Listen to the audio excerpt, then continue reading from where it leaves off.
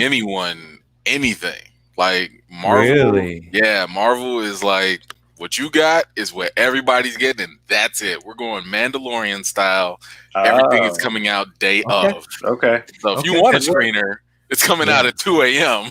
Right. Yeah, that's the critic's perk. Hey, we're live. Hey. Yeah. I think we're officially live now because I can see us on the YouTube. Yes. But yeah, that is the weird thing. The lack of critical privilege / access on these shows. It is. I got to give him credit though. It's pretty funny. I like it. We'll I like send it. you a screener for it. You get it the same day as everybody else. It's very democratic. No, And they got like the coverage it. they wanted with the first three. Like the initial buzz was huge. And that's all they needed. Yeah. Get the ball rolling. But I've also heard that there have been some prominent outlets out there that even with those first three, they let a couple things slip a little too much, and Disney had to go. So yeah, now they're just like, we don't trust people, so they have trusted. I get it. Twas not I. It definitely wasn't me. No. Wasn't me. So- And that's the when you say let things slip, you mean like just some spoilers in their coverage, or they didn't like leak anything or whatever? No, like spoiled stuff. You know? So it's quite unfortunate, but It is. There's always somebody who's going to ruin it for everybody else. Right. Yeah. Well, as Mark says in the chat, we can't have nice things. Exactly. But so speaking of nice things, this is something we can all have because you're all here, not just my guests, but everyone out there in YouTube land. Welcome to the Wandavision Wecap for week 2, episode 3, because as you know, Wandavision dropped the first 2 episodes, or I should say Disney Plus dropped the first Wandavision episodes last week, and then episode 3 came out today. We caught it a week early, but as we were discussing right as we came on, that was the end, as far as we know, of our special access privileges. So we're going to be catching up on WandaVision the same day and date as everybody else, and we're going to be here same evening of the release day talking about this lovely first season. So I want to start off by introducing everybody. I'm Ian Simmons of Kicking the Seat. I'm joined also by Emmanuel Noisette of EMan's Movie Reviews, Don Shanahan of Every Movie Has a Lesson, and David Fowlie of Keeping It Real. The only one who actually put his website in his name description. I love that. No, EMan, you've got yours in yours. Okay, Oh man. Yeah. Okay. I know we're falling behind. Like he's got that vertical line. That's really good. Yeah. Yeah, look at that. Well, also, Don, I think if you put your title in there, it's just going to look like a chiron at the bottom. I can put the outlet. I can put 25 mile in You there. do it backwards. Every lesson has a movie. That's the one. There you go.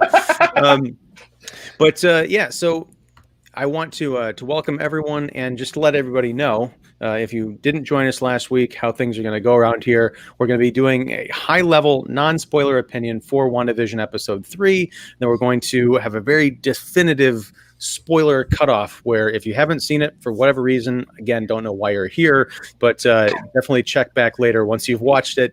And also join us in the chat, along with Mr. Mark Krawczak of The Spoiler Room, who is there. Thank you for coming back, Mark. Yep, and he's here this week too. We're going to be talking episode developments, theories, spoilers. What does this mean for the series? Where is this series potentially going? We had a little bit of an unofficial post show last week where we started getting real deep, and I've asked the guys to dredge that stuff back up because I think everybody needs to hear these theories. But all right, who's doing the recap? Oh boy, Don. Sure. I got you. Nope. Sorry, David. You went last week. Don goes this week. We're doing a roulette wheel. No problem. All right. So episode 3 this week kind of carries over from episode 2, the shift to color. Also with the shift to color comes a shift of timelines, or at least the imagined timelines, if we're going to go that way. This week's episode felt very 1970s with its own little theme song, catchy little multi-screen intro credits, with a house that looked right out of the Brady Bunch if you wanted to go there, and other shows of the ilk and like. The other surprise of last week was that our lovely lady Wanda has conjured herself a pregnancy, and a rapidly developing pregnancy that may or may not have twins involved. And the hijinks ensue in terms of a nervous father and a vigilant mother trying to kind of avoid the Joneses instead of keep up with the Joneses this episode. And it all develops around the encounters that Wanda has with Geraldine, our lovely neighbor played by Teyonah Parris, and how that's all going to turn out, especially if this baby's on the way. That's our high-level thoughts and recap. Can I say that the best way? Good job. Good job. Okay. Good job. Yes, that was very well done. Okay. That was a great recap. Okay. Yes. Now you did the recap. Saved you 9 minutes now. Okay. Whoa. You're good. All right. So that was your recap. What are your thoughts, Don? What do you make of this third episode? I enjoyed this one the most of the three we've had so far. I thought it was the most humorous episode we've had so far. I really enjoyed the physical comedy between Paul Bettany and Elizabeth Olsen in terms of what Paul has to do, kind of being the aw shucksy neighbor, the nervous dad, his interactions with the doctor and all that stuff was really cute, and just the pitter patter back and forth between him and Elizabeth was, her being all up in the swoon of having a baby and him just being the nervous dad, and the way they bounce off each other with very good comic timing. I was really impressed with this episode, and right back at Elizabeth Olsen in the same way. She had very nice moments with Teyonah, where that comedy back and forth of just the silly avoidances of not showing the belly and just kind of not wanting that news to come out, and yet it still is going to just burst forth in the way that she does, and it just played with really good physical comedy. It played with really good kind of situational areas of, like, we've all seen enough sitcoms with the laugh track for different pieces and parts, which we've also had the first two episodes here as well, and it just really fit the look and feel of what they were going for not necessarily that this was going to be a comedy, flat, straight comedy episode, but just adding that flavor and mix to it, which is just making a lot of this show be as much of a joy and entertaining thing as we get. The look and feel of the show is fantastic. We've seen it with each episode, not just with aspect ratio, but also like in color grading and filtering of the cameras, where things just look spot on. And I enjoyed the Instagrammy oversaturation of the 70s was there just enough to make Paul glow a little bit more, make some of those set designs show up a little bit more, and then the music was tip top. So, the most comedic show of the three so far for me. Cool. All right, David, since I cut you off initially, why don't you jump in? Yeah, I mean, I think that I've been telling people, my friends who've seen it, I mean, besides these friends, who've seen it, or who saw the first two episodes, they were like, okay, I don't know. And I'm like, wait till the third episode, then make up your mind. Mm-hmm. Because I think that this really gives you an idea of, at least gives you better hints at what's going on. And especially, that last 10 minutes was really interesting. And yeah, I think that it probably is the most comedic of the three episodes so far. And it's, it gets weird, it gets silly. But the mystery starts to still build up, which is interesting. This underlying thread of, what's going on. Is Wanda doing this? Is somebody doing this to Wanda? Are these people afraid of Wanda? Is Vision not in on it? Is he in on it? And I think he's not. But so it definitely builds your questions from the previous two, I think, in an intriguing way, not a frustrating way. Mm-hmm. So I think if anybody was frustrated by the first two episodes and like, what is this? Okay. I don't even like old TV. There are those people. Yeah, I know. But I think that this one really tries to, throw us back into the MCU, pun intended. Mm-hmm. Yeah. How about you, EMan? Yeah, so I'm right there with everybody here so far. I mean, the aesthetics are beautiful. I love how it is staying consistent with its endeavor to commit to the plots, commit to the structure and the formula of old school TV sitcoms, and even, poke fun at some of them, with like with the doctor and the condescending tone or, comments towards women and stuff like that. Those type of things are things that, like, for myself, when I was younger, watching these things on Nick at Night, I didn't grasp them, but the fact that they're kind of poking fun of them is, kind of funny, kind of cool. But outside of that, yeah, I mean, this is definitely more the same, except better, compared to the first 2 episodes. I like the fact that it is slightly turning up the notch in a nice gradual way to not completely ditch what they started, but it is kind of getting back into the MCU. We are starting to see elements of basically, like what probably brought you here, so if you came here expecting just straight up old school, nostalgia with TV sitcoms, yeah, it's there, but that's not what this is. This is an MCU show. It is going to have other implications.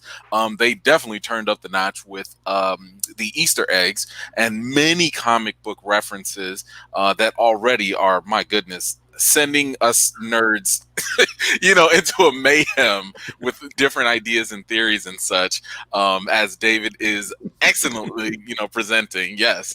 And yeah, I mean, this was definitely the episode that was needed, I think, to keep people engaged that weren't immediately impressed with the first 2 episodes. And I will say that the way this ended, I'm now excited. Now I'm finally like, okay, we finally caught up to whatever you've been promoting to us. Whatever the trailers have been trying to sell us, this is where that bite-sized morsel is finally starting to sink in and, like, kind of hold me over. Like, now I'm done with the appetizers. Let's get to the meal. And I think that's what episode 4 is going to bring us. And I'm glad that 3 has kind of like just got us introduced. We're in this crazy world. We see all the weird stuff. It has shifted a little dark at moments, and the interest is peaked. And yeah, I mean, I like where it's going. I like the direction. I like the way this cliffhanger has left us. And if we go, I want to say, because like the first 2 episodes were kind of like TV sitcom, whatever. It was like 90%, and then maybe like 10% MCU. Now it's like 15%. MCU and then TV stuff, and I like to see that dynamic and shift, that scale shift over a little bit more. Maybe 4 is 20% MCU and 25 and so on and so forth. So I like the progression so far, and that's standing out the most to me. Yeah, I agree. I think it's also interesting because I've got IMDb pulled up, and I'm looking at the reviewers' ratings for episodes 1 through 3, and they're high, but they're going up. So episode 1 is 7.5, episode 2 is 8, and then episode 3 is 8.6. So what we're talking about is people are kind of getting on board the train. Now, something we were sort of talking about before we went live, and I am jumping ahead here, but I'm curious, and I don't want to lose this idea or this thought. We're progressing through the different eras of TV and specifically sitcoms.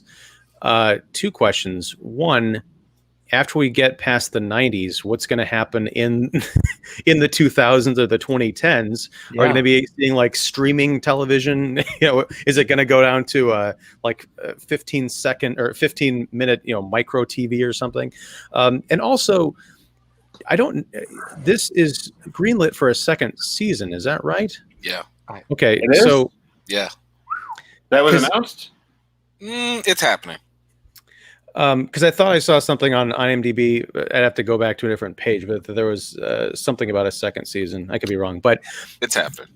The weird thing is, though, because this feels like almost like a deliberate plot from a comic book. Wanda and Vision get trapped in a sitcom because someone has put them there, or Wanda has put them there.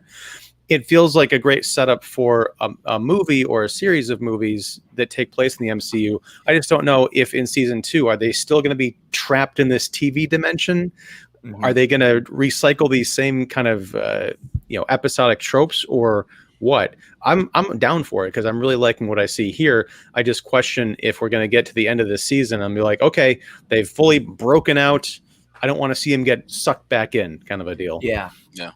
I mean, first question, I think if they go to the 2000s, they got to start doing reality TV. So they might have to go real world or something like that. I mean, we haven't. I don't think we've seen anything in the trailers. Like the latest was maybe the Roseanne type of, Married with Children, but that was kind of like 90s ish a little bit. So I'm guessing maybe reality TV, but I do think that at that point they'll break out, or whatever's happening is going to collide by that time. But as for the end of this, I think that the natural progression, because if they do the second season, that won't happen at least for like another year or so, and we have to think about the fact that this is also tying into other MCU properties, if not movies as well. So the question is like, well, where are the movies going to leave us? And then that's where the ball is going to be picked up from there. So it's so early. It's so hard to tell. I mean, I agree. Whatever theories are going to just be like a shot in the dark at this point. Well, I'm sure a lot of this is leading up to Wanda appearing in Doctor Strange 2. Sure. But that's not coming out till 2022. Right. Which, it's not that far away. But those are rumors, Spider-Man as well. You think she'd... Still 2022 though, too, isn't it? Yeah, but she'd be in Spider-Man or what? Potentially. I mean, Spider-Man's listed for the December 2021. I know they're already shooting for it, but I get the feeling it's going to get delayed. I mean, everything is getting delayed, so but I don't know what the chronological order of these things, like how they're supposed to happen. I think this will work to any producer and writer's advantage, just to have more time and not be rushed. Where if things are delayed and this works out as a show and as a season, you can kind of take, because you said it best, it's so early, but you can really get out of the box and play with some things where you can, just secure the talent, get some ideas down on paper. You don't have to be so completely tired or completely rushed, especially if you're still trying to align a lot of different, ships together between what a movie producer and writer is going to screw and do compared to script versus what ends up getting done. I'm not saying this is going to Ryan Johnson everything, but it's going to veer, because it's just creators' will is going to veer things. So it'll be, I'm definitely on board, and I hadn't even really considered that this does have to weave in not only to probably the Doctor Strange movie, but we've got Falcon and Winter Soldier. Who knows what's going on with Loki and all of that stuff. So it'll be very interesting to see. If you have Monica here, we have Captain Marvel 2 situation. Captain Marvel 2 as well. Oh. Yeah. It's a lot of different directions they can go. Right. I mean, like, the thing is, these MCU and I think shows, because they're I was just gonna say, these MCU shows, they're pushing the narratives quicker than the movies ever did. So that's just something we're not used to yet. Yeah. And if this is all after Endgame, does this eventually cross over? I'm not trying to say we're gonna have the NBC Chicago universe here, but Falcon and Winter Soldier, where's Loki at? If this is indeed after Endgame and everyone's scattered to the wind, stuck into their own things, like maybe Wanda and Vision are, whereas everyone else stuck too. So well, I mean, I think that it has to be after Endgame, just because Sword's involved, and that was introduced after Far From Home. So, it'll be interesting to see how that plays out. I think eventually down the road, we are going to see another Avengers movie with another Avengers roster. So if we're building up all these characters, we have Monica Rambeau, who played Captain Marvel, or Photon, whatever you want to call her. So there's that. There's a lot of things that you could do. You could do a new roster of Avengers with Vision and Scarlet Witch, if indeed Vision is still alive. So that's kind of one of the questions I have, is like, is he alive? Did she recreate him? He doesn't seem to be in the know of what's going on, which is interesting, because he's, a synthesoid, pretty much computer man who, should know a lot more. But if these 3 episodes have showed us anything, it's that somehow he's a lot more on board, especially when he turns on his human form, with and this is Paul Bettany getting his chance to stretch, but somehow he's a lot more on board with whatever Wanda wants, whatever Wanda wishes. Is that her doing? I think so. Once he finds out the truth, is he going to be a little ticked? I don't know. I mean, how much emotion have we seen him show? Yeah. So I mean, dote on her over some cooking in one Avengers movie is one thing. Do all of this stuff he's been doing for 3 episodes is quite another. I'm with David. He's exceptionally, I know you said on board, but he's exceptionally all over her, and more so like in an idealistic, that's what the man I want to be fashion. So I'm still convinced it's all her. I dropped the whole theory on this. You guys should definitely check it out. Oh, okay, fine. You're gonna hold that theory? Everything you said is noted. Yeah. You said is noted, but there's a twist. I believe there's a strong twist. Oh yeah. Whether he's created or not, that's one thing. But there's a whole nother component that I think Marvel's building up, especially with Sword's involvement. Yeah. And that right there is the biggest game changer, I think, because they changed, their function from the comics, which was sentient world observation, to now sentient weapon observation. So that changes everything right there. It's like you guys have a whole new function, and I think that has direct implications to Vision's current status. But yes, definitely go check that out, please. Well, yes. So before we go any further, I'm laying down the spoiler gauntlet. It's got a bunch of gems in it. So yes, for real. Now, if you have not watched WandaVision season 1, episode 3, or episodes 1 and 2 and 3, turn back now and come back. Also, I'm going to link to EMan's theory video in the show notes. So I'll make you this deal if you're cool with this, EMan, because I don't want to speak for you. Next week, maybe we can open up that theory, because I want to. I don't want you to spoil it here on the show, and I don't want to know it here on the show. I want to go investigate for myself, and then maybe we can unpack it next week. Yeah, for sure. Cool. The theory is not confined to episode 1 through 3. Like it's overall. It's overall. Now, I mean, I take examples from episode 1 and 2 just because of the timing, and I didn't want to ruin things for anyone earlier, but it is something that could extrapolate over the course of the season. So, I get to be proven wrong until episode 9. So, that's good.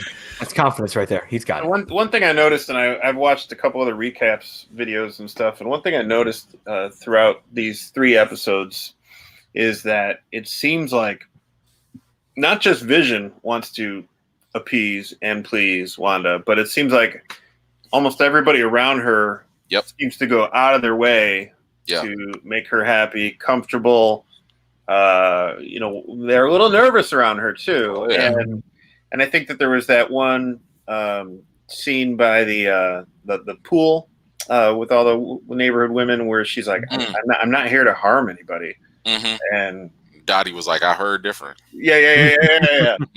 So, it's interesting, and I think I'm getting all blurred up. The second episode was 2. Okay, that was 2. Okay, because the second episode also had the dude from the manhole who looks like an AIM agent. And in this episode, in the opening, they had all these like I don't know if it's hexagons or what, but coming down, and that's like kind of like the symbol of AIM. And AIM was introduced in or mentioned in Iron Man 3, Advanced Idea Mechanics. So, it's nice to see them kind of pick from the comic Marvel Universe and then the MCU to see what kind of parallels they could make. But yeah, it just seems like, especially what I noticed in episode 3 here is she did a little bit of a rewind again, didn't she? Yeah, she did. A little different. She didn't hear the answer she wanted. Yep. Yeah. It was a little different. This time it wasn't the physical rewind of a VHS, but it was just like, bloop, nope, not going to happen. Well, and that's going back. And that's why I wanted to jump into spoilers, is because we're talking about Vision and how much he's aware of what's going on and his sort of doting over Wanda. When he goes to kind of sit down on the couch and talk to her, he is sort of, I think, can't remember the exact context of the scene, but he's expressing doubts. I think he says something doesn't feel right or there's something going on. And at that moment, this is what is brilliant, I think, about what Disney is doing with this show, especially because it's a streaming show. That instance of the rewind felt like a streaming glitch. It did. Right. Because we step back, I'm like, oh man, is there something wrong with what I'm watching? But no, because it doesn't play out the same way. It's a choose your own adventure situation. Yeah. Lotus Eater machine. Yeah, wait. Okay, hold on a second. Put that up. Yeah. Someone have to define this one for me. Yeah, I don't know what that means, Mark. What is a Lotus Eater machine? If you can tell us briefly in the chat. And also, Mark had an earlier comment saying that Scarlet Witch gets dark, which is definitely true.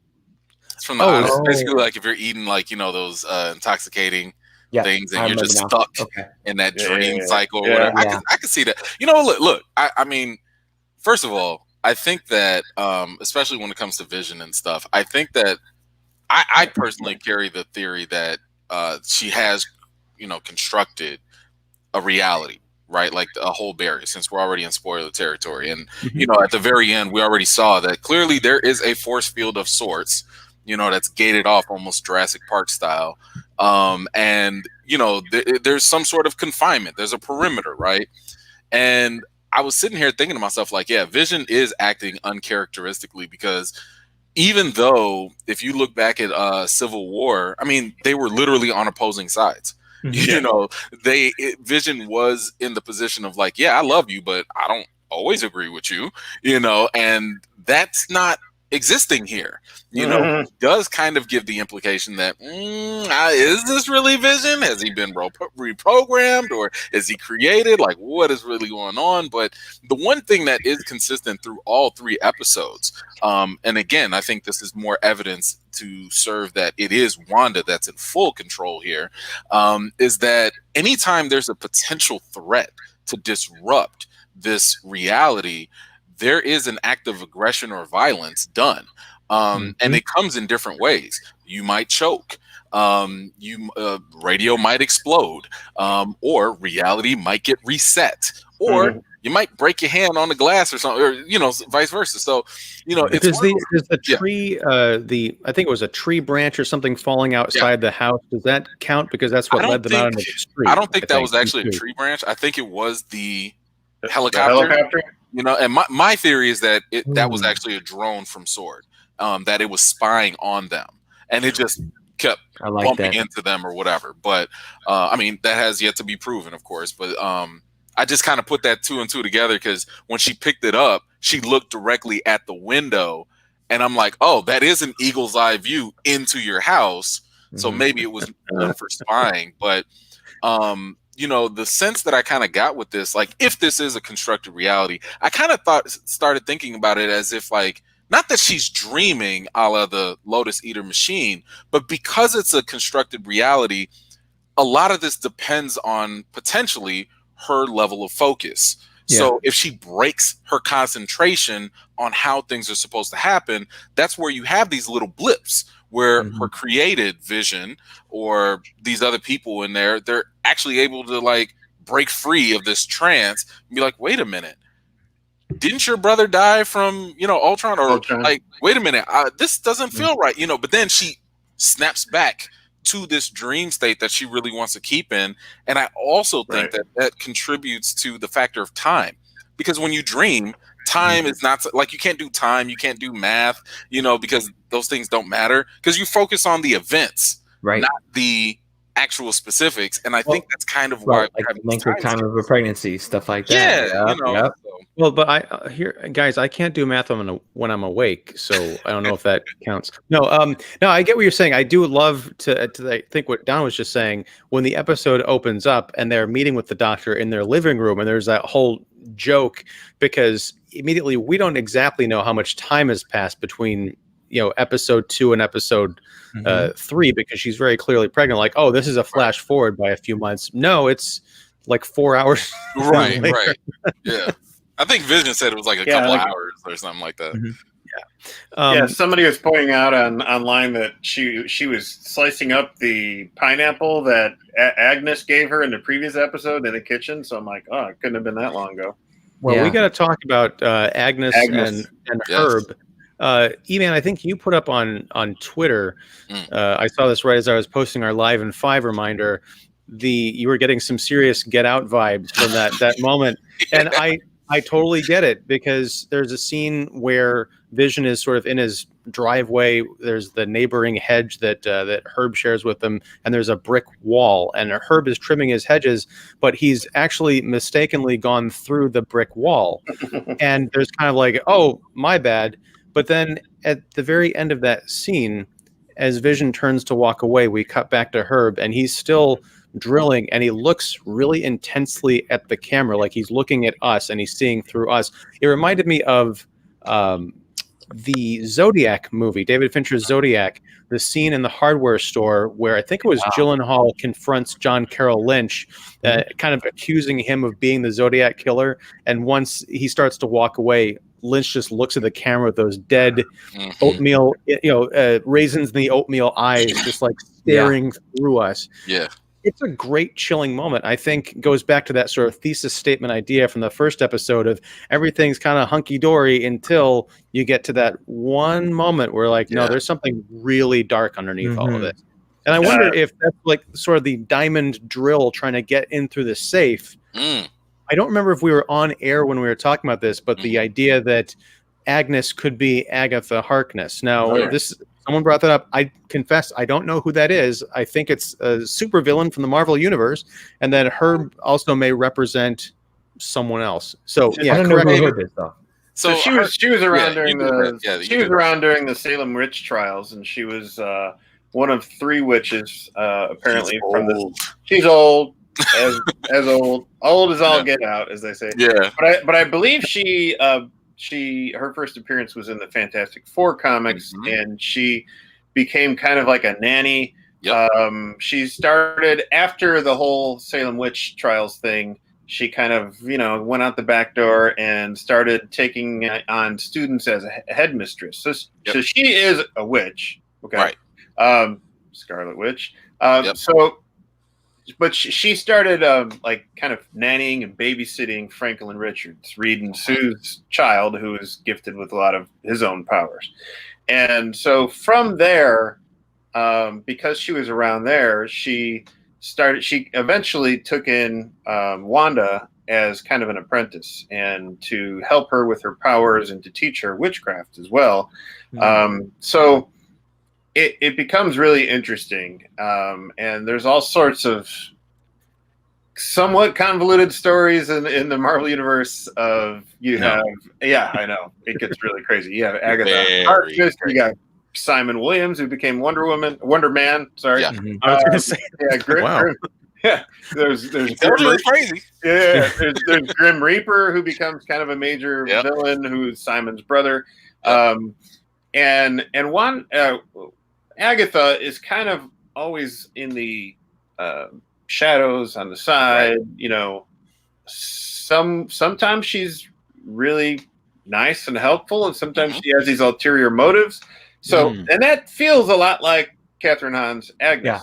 Great portrayal of that. Yeah, and she's in the gray. Fine line. Yeah, she's wearing this little brooch here and there, and that's totally Agatha's kind of. She has this brooch with a little cape kind of thing, like almost like a sweater cape, which we saw Catherine Hahn in. And there's definitely things, especially in that last part with Herb, and I think EMan, you mentioned off camera last week that Herb could be high evolutionary. And if we start talking about high evolutionary and Wondagore and all this stuff, then we're talking about like a the cow nanny named Bova, and in this episode you had Bova milk. They gave the Easter eggs for all of these. The Easter eggs are all over the place, and there was even a Grim Reaper episode or Grim Reaper Easter egg in the other one. So how all this stuff is going to, how much involvement all these characters are going to have in the MCU. We're past the point of whether or not things are believable. I mean, if they could make Thor work, if they can make Guardians of the Galaxy work, they can make this stuff work. It's just how involved will they be? Yeah. Yeah. I think so. And just for a quick thing with High Evolutionary, and I do not want to get deep with him because he is much. It's a lot. I forget his name is like Herb Wyndham? Windham or something like that. Yeah. But Herbert Windham. So clearly, the fact that he was even talking to Agnes, in such a suspicious way, that's what's kind of given the hints that maybe it could be him. I want to say in the comics they retconned Quicksilver and Scarlet Witch as not being mutants and being experiments of Herb, the High Evolutionary. So that could be the connection. But right, I would say that because this is chock full of Easter eggs, you can't really go off of everything. There's another leading presumption that Mephisto is going to be in here, who is basically an interdimensional demon who, in our world, we believe is Satan. You know, and to me, I'm just like, even though he was a very integral character in in the comics to this specific storyline and has a direct relation to Scarlet Witch, I don't think Marvel's ready to throw that at us yet. Yeah, I agree. I think right now, when we look at all these things, yes, Marvel has always been in the business of setting us up. Matter of fact, Sword, which we're just now getting in 2021, was mentioned in a deleted scene in Thor 2 10 years ago. Yeah. You know what I'm saying? So they were always ready to drop stuff, drop those clues and let them play out later. And I think that's kind of what's happening now. I think, when people are looking for a main villain, a big bad, I don't think we're going to get that. I think Agatha, Agnes, I think she's going to be as bad as you're going to get. I don't think she's in control. I do think she is manipulating things. We'll talk about that in a second. But I do think a lot of this focus is on Wanda and her current state, and like what's going on with her. So in a sense, she's kind of the antagonist and the protagonist. Yep. True. Well, that's, I have not watched the Easter egg video, and just listening to you guys talk about this, it sounds like they are going for some really deep cuts here. What I like about the direction of the placement of these Easter eggs is it sounds like some of them are going to hatch into major plot developments, and some of them are just set dressing, you don't really know which is going to be which. It's not all just like, oh, the mailman's name was Dave, and in Fantastic Four number 63 there was a guy named Dave, David. But no, it's really cool. Now, EMan, you had mentioned something about just a second ago about Agnes and her manipulations. What's your theory behind that? Oh, I think that so for me, I think what David pointed to was, Agatha, she helped Wanda learn about her magic, and in the comics, I want to say they called her powers more chaos magic. And Mr. Hart kind of points to that, where he's like, what's going on in here? There's chaos in here, and every time she loses her concentration, has a contraction, chaos ensues. So I had the impression that, okay, maybe having Agatha in here introduces a different type of magic, and maybe that different type of magic is something that is propelling or provoking Agatha to find interest in Wanda. My theory right now has to really go around the stork, because the one thing that bothered me the most was how out of place the stork was. The stork obviously represents childbirth, in some sense, right? There's clearly nothing more that Wanda wants than to have a family and live happily and so on and so forth. The funny thing that I found here was the fact that the stork wouldn't go away.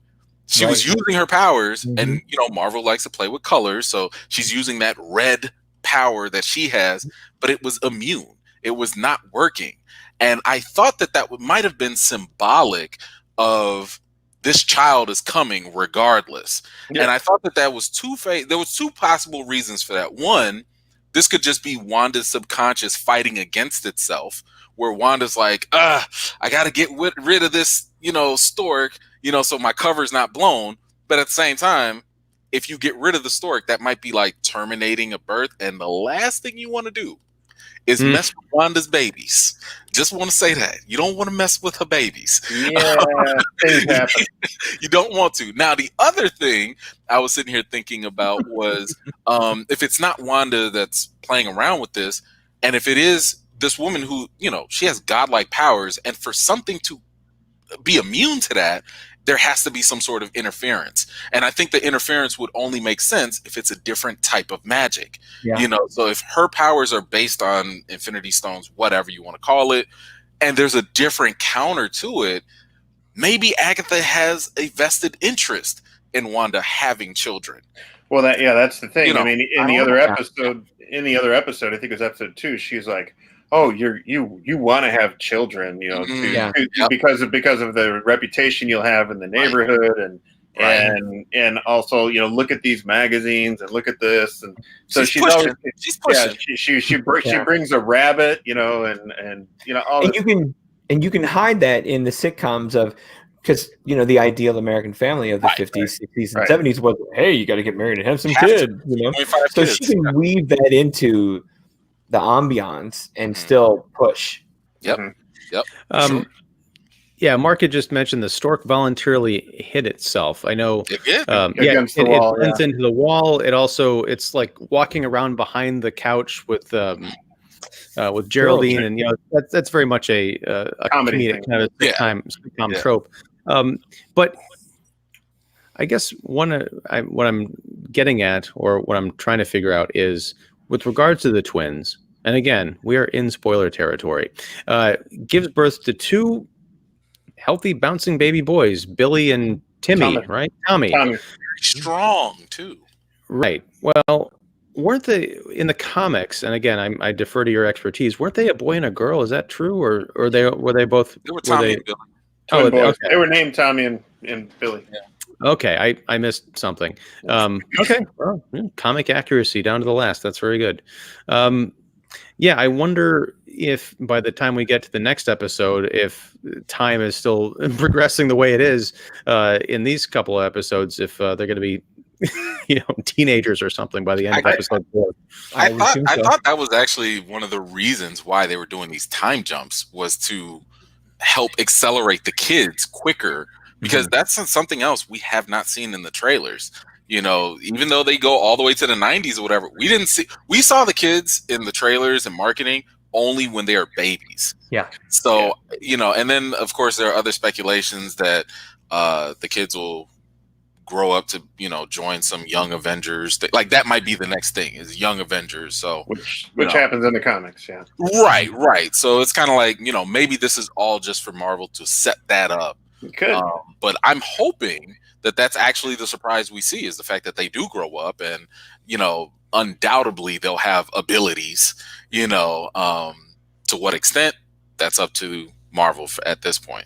I wonder if at some point during this this season, if something happens to the kids, because as you mentioned, we've only seen them as babies in the promotional material. Please. Well, no, I'm not saying that anything bad happens to them, and like they're not going to get run over by a bus, because they could probably lift the bus and throw it into the sky.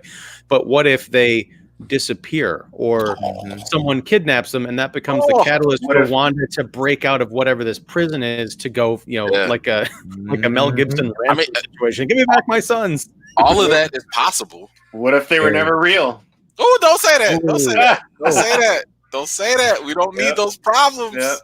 One thing I noticed at the end of this episode, and I know we're in spoiler territory, where Geraldine gets thrown out, it seems like I wonder how much Geraldine is in on everything, and because maybe she knows more, or as much as Agnes and Herb, or Agnes and Herb tend to seem to warn Vision about Geraldine. Like, is Geraldine in the house with Wanda? They're clearly in cahoots. Because she's kind of new, and she doesn't come from anybody, and she's not married, and okay, what are they getting at? Is she with them, or is she kind of sent in from Sword, because she got the Sword symbol and a sword necklace, and she's definitely an agent of Sword, but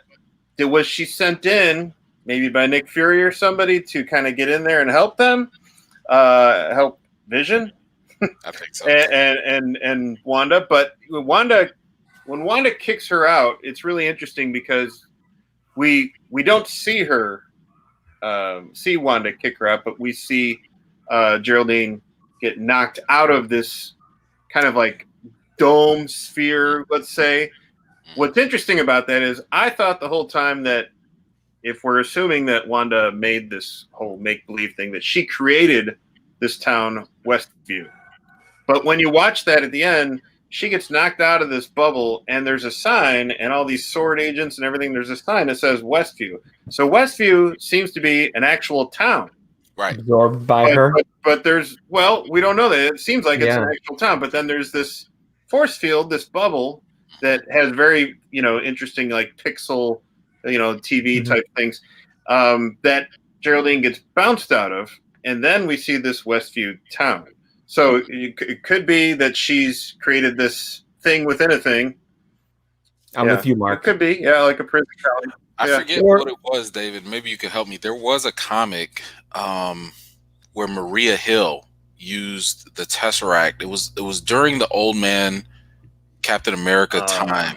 You know what I'm talking about? Like she basically took the town over and had all the villains and all these meta people in there to basically try and convert them. It was like it was like this controversial rehab thing. And it didn't go well. It didn't go well at all.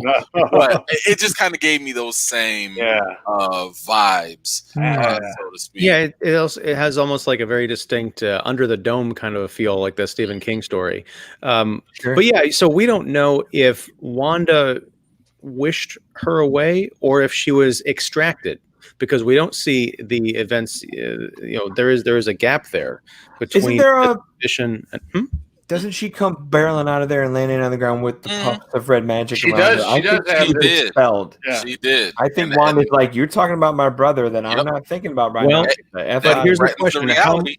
But how much of that is indicating that Wanda pushed her out versus the fact that she bounced out of the force field? That might have been the smoke or the residue from the force field that Wanda has created. I thought that was this was another one of my theories. I thought that was a way for her to get her powers. Same way Captain Marvel did. Because all they need is a force field of Infinity Stone influence power. And then, sometimes it's kind of like in the comics how, like, if you had a radiation explosion, you get powers instead of cancer, Right. So Right. I think that opens up that theory of this dome. Is this Sword's containment of Wanda while she's having this little episode in the town of Westview? It could be both. Or not? I think it could be both. Or is this Wanda's creation of a shell for her own devices, and it being expelled from this, or being so that's where I'm at, is who made this little containment? Is this Wanda's bubble, or is this shield being like, hold on here, Wanda's fritzing out, close it all off, lock down the town, send some people in to kind of figure her out and watch her. So I wonder who's making the dome. There seems to be enough equipment and coverage on the outside, even going back to the very first episode of the season, where someone's watching our little television show on a screen in a room, where it leads me to, I think it's Sword containing whatever Wanda's doing. Yeah. I mean, it was clearly something that was growing, and they had to contain it as fast as they could, I guess. At the cost of the town of Westview, Yeah, I mean, the fact that they had those like electric barriers or something like that, that to me was kind of like, okay, Sword must have done that, but whatever happened inside of there is probably coming from Wanda. As long as it's not the Shimmer Natalie Portman shows up, I'm fine. I don't need a she'll be Jane Foster, so she'll be if our bride blows up again, female Thor. Yeah. But Fury's got to be behind this somehow.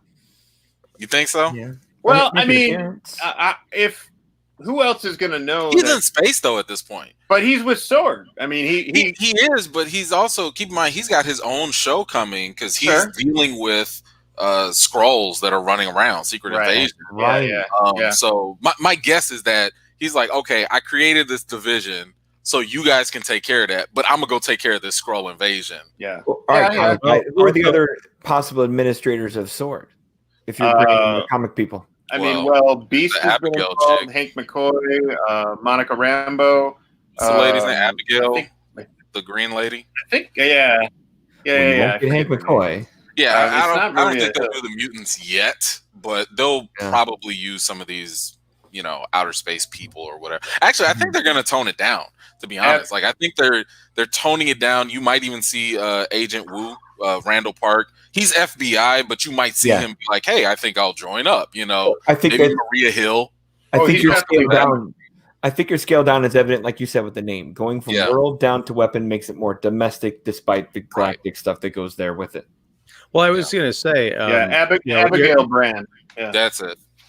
Well, the question about Nick Fury and Nick Fury's in space, it just got me thinking.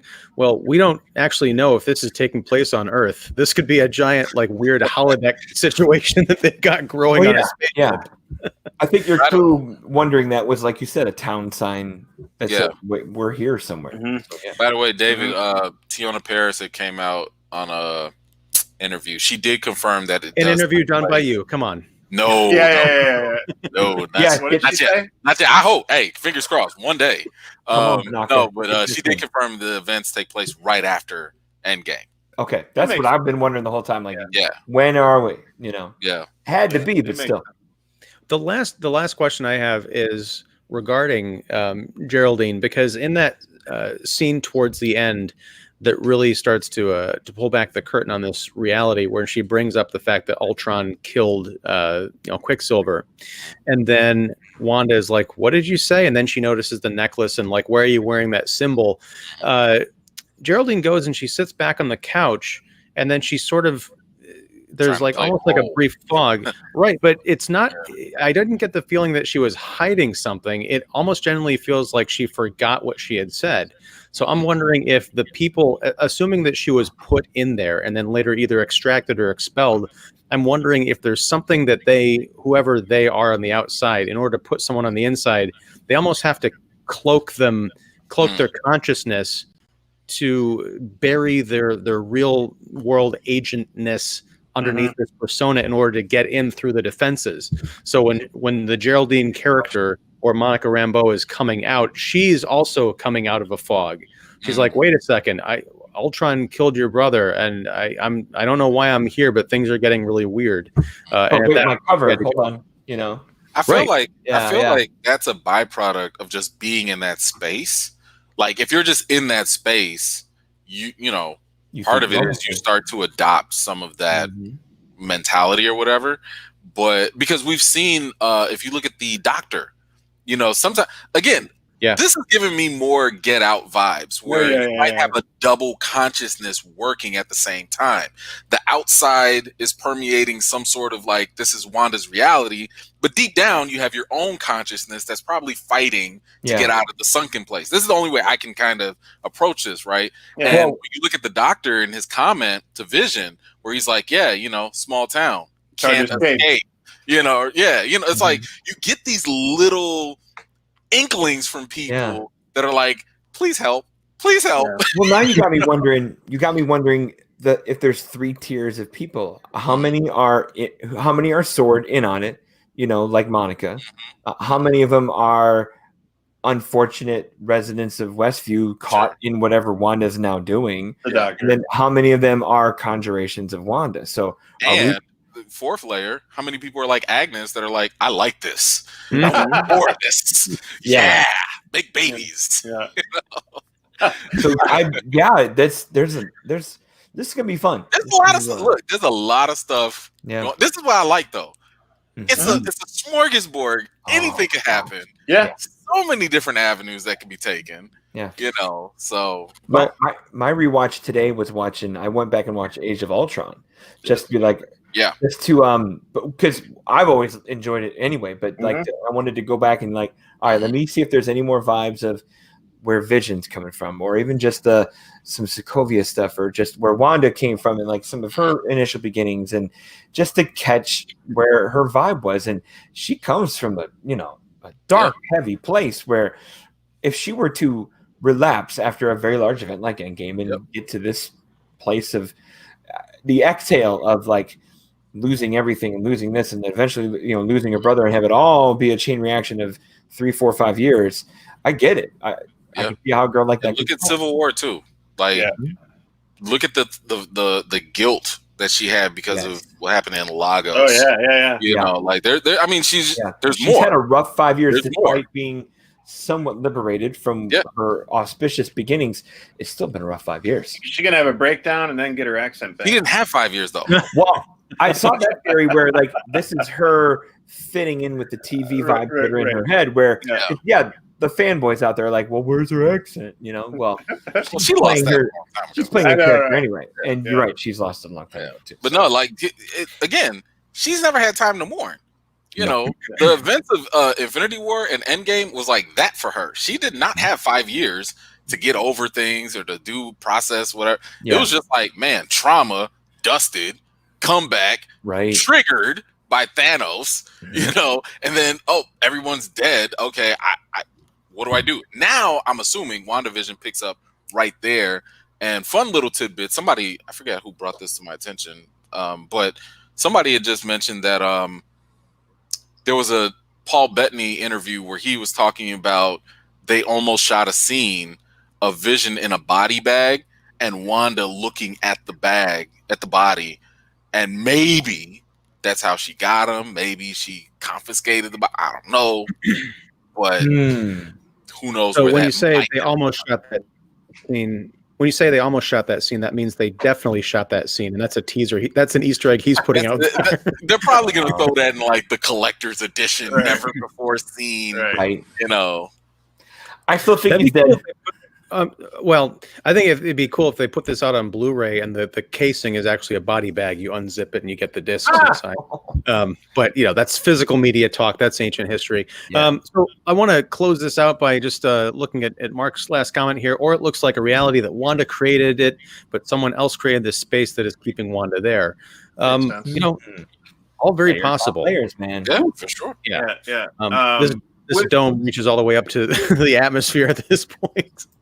So just kind of reminder, this is 9 episodes. We're into the middle third with starting next week. So I have a feeling like, kind of like what EMan says, I think we're going to be getting more of the MCU that we're kind of familiar with, and more of this mystery, and maybe less TV homage. I mean, obviously, they could spend the next 3 episodes in the 80s. Easily, They could. Easily. Yeah. And maybe the last 3 touch in the 90s and just skip the odds and all this stuff and just go straight MCU. So I mean I think we've seen footage of like Catherine Hahn and like Olivia Newton-John, let's get physical type of workout wear with the pink and blue and the leg warmers and stuff and the headbands. So that's definitely going to be there. I mean, of course, maybe they'll do it better than Wonder Woman 1984. Who knows? Okay, sorry. One last one. All right. Computers. So the Vision we know is dead, and this looks like the rebooted Vision. Someone used a tape drive. All right. So the one thing, and I'll draw this comparison to. I may have made this point last week, but what I'm digging about this show, and I'm ready to be proven wrong, but unlike The Mandalorian, there's no filler so far. This feels like a show that is not interested in filler because the plot is barreling along at warp speed, complete with the Easter eggs, which may be leading to other developments. I mean, if anything is the filler, it's the sitcom dalliances. Like, that'd be do the only thing I we need would a say. 20-minute? Do we need a 20-minute dinner party with the husband and wife of the boss? Do we need a magic show? Yeah, like that's your filler. That's your dalliance. I mean, is that the filler or the gimmick of each episode, right? I mean, it could be both. Yeah. It could be both. It's a nice way of not having filler, though. Totally. Right. I mean, because if you really wanted to say which one pushes the MCU forward, it's usually the beginning and the very end of the episodes. Sure, you know. sure. Yeah. But, Right. yeah, But yeah. I'm wondering if, well, because it could just be fun, but I made this point last week. I think we could look back at the end of season 1 to all of this stuff that we think is filler and just sitcom aesthetic and be like, it's sort of like we're talking about tonight with the stork. You know, it's a magical stork, but you're noticing all of these details that make it sort of not right, and it's impervious to, Wanda can't make it go away. One thing I noticed in the magic episode last week, and I know Wanda was the assistant, but the idea of her disappearing. Now, it could just be she's disappearing into a box because that's the gimmick of the magician stage act, or it could be a metaphor for Wanda has disappeared and we're trying to make it so that she comes back in one piece. I'm getting way ahead of myself. I think you're onto something. I mean, someone said, "Hey, maybe the stork was actually Doctor Strange." Yeah. You know, We said the same thing last maybe week. that's about why the it was guy. immune to some of the magic. Like, we don't know. Right. You know, we don't know. He's going to end up being the Where's Waldo of WandaVision. Which character? Right, like, which one was he in every episode? And then he was all of them. It'll be that. Could be true too. What we think the B guy last week. That was our theory going into that. So. Yep. As soon as I saw the stork, I thought of like Vlasic pickles. Wasn't there a stork and pickles and stuff? And pickles and pregnancy and. I was thinking of the Pixar short, like the baby. Yeah. Oh, here we go. Let's go fly to some clouds while we're at it. Yeah. Oh my God, Mark. No, this is great. This is a nice dark note to end on. If this was Lynch, we will see the stork letter poking a dead body of Herb. Yep, Sweet. Yeah. Good all right. stuff. So we're gonna close out tonight. Thanks, guys, for joining this episode 3 WandaVision Wecap. Join us back next week. I can only imagine what's going to be in store for us, and that's one of the things I love about this return to episodic weekly television rather than just the binge. Everybody's seen the entire thing. I'm all for that. Me too. Who knew that it was going to go from weekly to binging back to a weekly format? But it was a nice experiment. So yes, once again, Don Shanahan of Every Movie Has a Lesson, and 25 years later, David Fowlie of Keeping It Real, and Emmanuel Noisette of EMan's Movie Reviews. Check out all of their work, links in the description below. Also, as always, the lovely and very talented and very idea-prone Mark Krawczyk of the Spoiler Room podcast, which I'll be joining again on Monday on a live stream. So yeah, check that out too. But yes, what's that? What do you cover? That show, Ian? Sell it. Well, it started off last year with Mark's crazy idea of doing 52 Degrees KB. He had a Kevin Bacon movie to kick off the year, a Kevin Bacon movie to end the year, and for 50 weeks in between, connecting them usually by an actor. So I joined him for that for a good portion of the year, and now we're rolling into 2021 with a gimmick called Cannon Fodder.